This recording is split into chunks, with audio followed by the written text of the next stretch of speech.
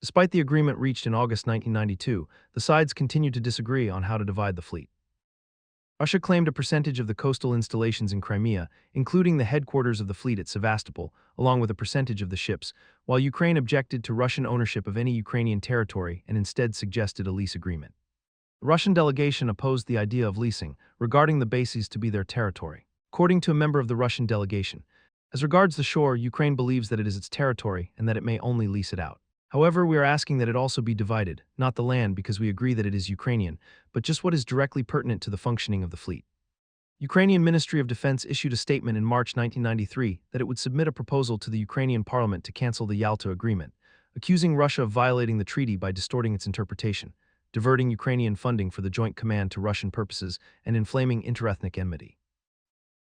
The Black Sea Fleet Command issued a statement on its own, accusing the Ukrainian Defense Ministry of neglecting the fleet's interstate status and causing moral and material harm to the states with its statement. The Crimean parliament called for reaffirming commitment to the Yalta Accords, voicing concerns. Meanwhile, in May 1993, 203 disputed ships from Black Sea Fleet raised Russia's Cross of St. Andrew, in protest against deteriorating living conditions and wages, as the sailors were being paid in Ukrainian currency, the value of which had recently deteriorated significantly against Russian ruble. They also claimed that Russian sailors were getting paid better elsewhere. Ukrainian Defense Minister Morozov responded by cutting funding to these ships. Following these incidents on 31 May, Leonid Kravchuk asked Boris Yeltsin to hold talks. On 17 June, Ukraine and Russia signed an agreement to divide the fleet, on the principle of 50% to 50% starting from September. The former commander of the fleet spoke out against the split, warning that it would allow the Turkish Navy to attain exclusive domination in the Black Sea in 2 or 3 years. Yeltsin and Kravchuk also agreed on sharing the bases in Crimea, and also on balancing the salaries of sailors by providing them with dual Russian-Ukrainian citizenship. At home, Yeltsin's opponent, Alexander Rutskoy, denounced the agreement and voiced support for sailors who were against partitioning the fleet. Rutskoy said that the situation was denigrating to Russia and threatened degradation and effective annihilation of the fleet. On 9 July, the Supreme Soviet of Russia, composed mainly of Yeltsin's opponents, voted to declare Sevastopol as part of Russia, claiming that the 1954 transfer of Crimea to Ukraine by Khrushchev did not entail Sevastopol. The vote also appeared to be connected to the Ukrainian parliament's recent decision to declare ownership of the disputed 176 nuclear missiles on its territory inherited from the USSR. The Ukrainian parliament's Foreign Affairs Committee called the declaration of the Russian parliament tantamount to a declaration of war, and Ukrainian lawmakers called on the UN Security Council and NATO to intervene. The United States backed Ukraine, with U.S. Ambassador to Ukraine Roman Popadiuk stating that the United States considered Sevastopol to be part of Ukraine. Russian President Boris Yeltsin said he was ashamed of the Supreme Soviet's claim to Sevastopol and made it clear that Russia would not make a move on the city. He stated that all issues must be discussed gradually and peacefully, otherwise in the end what would you have me do? Would you want me to declare war on Ukraine? Stated Yeltsin. In the following months, Ukraine would come under much more economic duress due to its rising debt to Russia, which it was unable to pay. Under these circumstances, on 3 September, Russia and Ukraine reached an agreement known as the Massandra Accords. The agreement stipulated that Ukraine would give up all or part of its share of the former Black Sea Fleet in exchange for relief from its crushing debt. However, this failed to reduce tensions as the agreement was widely criticized.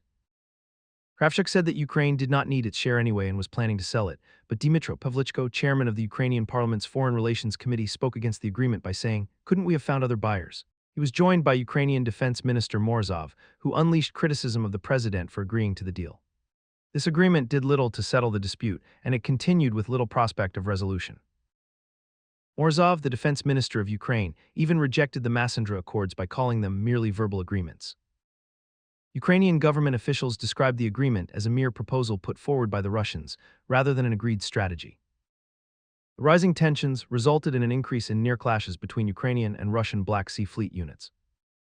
The Russian newspaper Izvestia condemned Ukraine for warlike maneuvers, such as arresting a Russian survey ship. Soon, a major crisis arose over what became known as the Odessa incident. On 8 April 1994, the Ukrainian Marines attempted to block a Russian research vessel from leaving the Ukrainian port of Odessa with $10 million worth of radio navigational equipment, with Ukraine claiming piracy.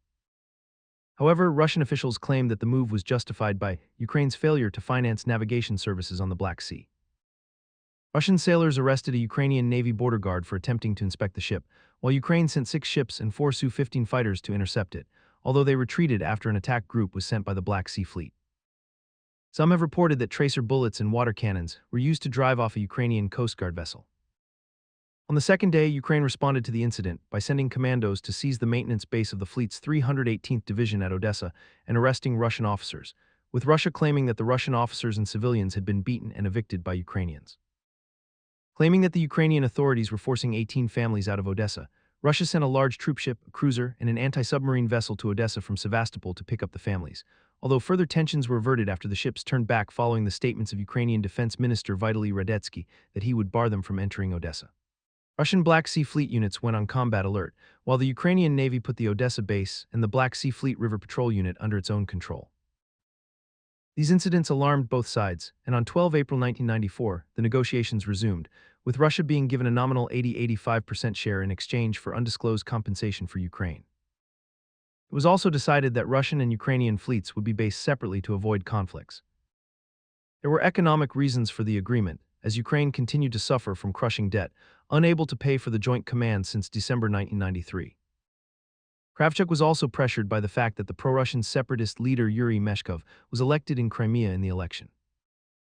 Despite the agreement, Ukraine and Russia still quarreled over its interpretation, with Russia accusing Ukraine of a unilateral interpretation of the agreement, after Kravchuk said that Russia would be able to lease a base rather than bases from Ukraine, with the agreement only mentioning that Ukraine and Russia would base their navies separately. Ukrainian president said that the only naval base Ukraine would lease to Russia would be the Sevastopol naval base, noting that thousands of Russian officers and their families lived there.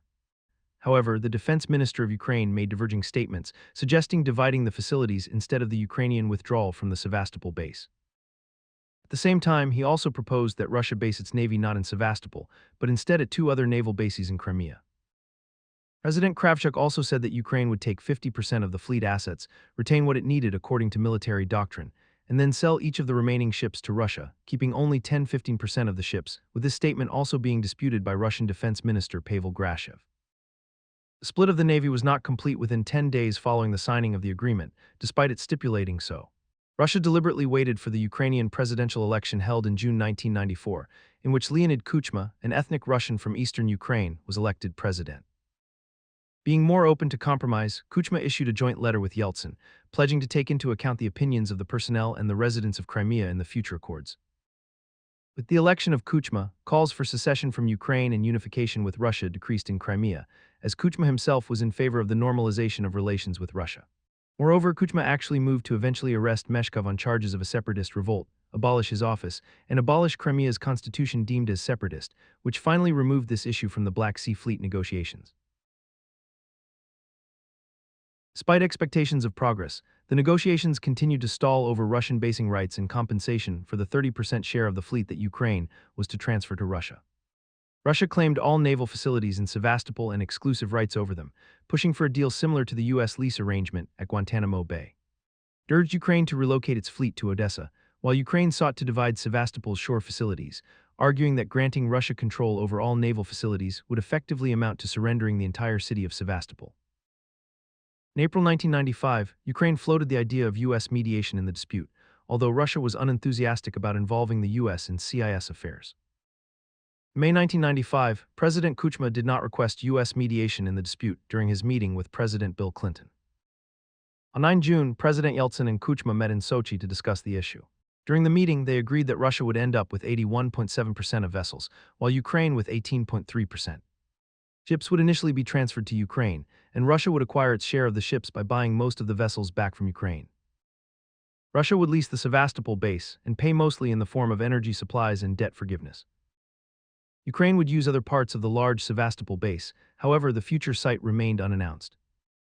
Although the Sochi Accord was described as a breakthrough, the Union of Officers of Ukraine called for annulling it, accusing Kuchma of surrendering to Yeltsin's demands. Moscow newspaper Moskovsky Komsomolets called the deal unsuccessful, saying that Ukraine would claim the best ships in the fleet. The negotiations stalled again, although no crises occurred this time. Although 4 PT boats were handed over to Ukraine, there was still little progress. In December 1996, Russia's newly appointed Security Council head Alexander Lebed once again argued that Sevastopol was never actually handed to Ukraine in 1954. Meanwhile, the Russian Duma passed a non-binding draft law to rescind the Sochi Agreement and warned that it would never cede Sevastopol. Moscow's mayor Yuri Luzhkov argued that Sevastopol was a Russian city never to be ceded to Ukraine, which led to Ukraine's foreign ministry threatening to declare him persona non grata in Ukraine. The tensions which followed were eased in October 1996 during the meeting of Kuchma and Yeltsin in Barvika. The decision was made to postpone the issue of Sevastopol and have its status determined by a special working group. A series of conciliatory steps by April 1997 enabled the dispute to be finally resolved. Ukraine adopted a new constitutional provision allowing foreign military units to lease existing military bases on Ukrainian territory for the temporary deployment of their forces. The final accord was signed on 28 May 1997 between Ukrainian Prime Minister Pavlo Lazarenko and Russian Prime Minister Viktor Chernomyrdin. Sevastopol was leased to Russia for 20 years, while Ukraine agreed to have its navy participate in joint operational strategic exercises with the Russian Black Sea Fleet. The agreement allowed Sevastopol to be used by both Russian and Ukrainian navies. Ukraine initially received 50% of the fleet, of which 38%, valued at $526 million, was transferred to Russia as compensation for Ukraine's energy debt. Ultimately, Ukraine retained 12% of the fleet, consisting of 124 surface vessels and one submarine. The agreement was ratified by the Ukrainian and Russian parliaments in March 1999. During the dissolution of the Soviet Union, a portion of the Black Sea Fleet was located on Georgian territory. In April 1992, Georgia made clear that it was interested in securing control over the part of the fleet located in its ports at Poti and Achimchire. The Georgian government proposed dividing the fleet either equally among Ukraine, Georgia, and Russia, or proportionally based on the length of each state's coastline. The commander-in-chief of the Ukrainian Navy stated that Ukraine was prepared to share the fleet with Georgia and Russia. In June 1992, Georgia and Russia signed an agreement transferring the Poti and Achimchire bases to Georgia, along with some of the ships stationed there. In September 1993, it was reported that during Russian Foreign Minister Pavel Grashev's visit to Georgia, the two sides agreed that none of the ships would be removed from the Poti and Achimchire bases until an agreement on their division was reached. However, the ships were soon withdrawn due to security concerns during the Georgian Civil War. In February 1996, Georgia renewed its claims to the ships and sought to participate in the negotiations. Ukraine supported Georgia's claims to 32 vessels that had previously been based in Poti, but these vessels were not included in the 1997 agreement, leading to strong protests from Georgian President Eduard Shevardnadze. The Russian deputy foreign minister rejected Georgia's claims, stating that the decision to divide the fleet had been made in January 1992 through the Commonwealth of Independent States, when Georgia was not a member. Russian Security Council Secretary Yuri Bacharin argued that the value of the Poti base, which had been transferred to Georgia, far exceeded the value of the vessels previously stationed there, and that this satisfied any possible Georgian claims to the fleet. Nevertheless, Russia transferred some vessels to Georgia in October 1997. Georgia's inability to assert its claims and participate in the negotiations was linked to its difficulties in maintaining control over the naval bases during the Georgian Civil War.